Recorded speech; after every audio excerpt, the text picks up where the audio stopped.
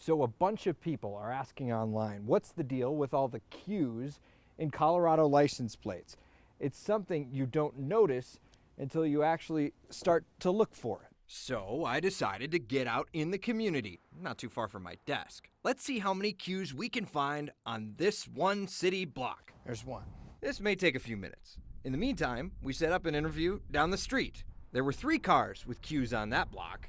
We also found Lynn Granger. I'm the Director of Communications for the Colorado Department of Revenue.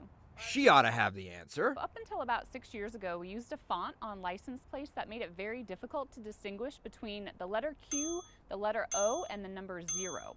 And that made it really hard for especially law enforcement officials to distinguish between those 3. So the DMV only used zeros, no O's, no Q's. 6 years ago, they made a slight change to the highway Gothic font they use that allows Q's and O's to appear more clearly. And 2 years ago, they started issuing plates with both letters. We've had about a rise since the December 2014. Between now and then, we've had an additional 200,000 vehicles registered in the state of Colorado. And of course, that's about the time that we started issuing the Q and the O on license plates. So it would make sense that we would have a lot more of those. There's 4.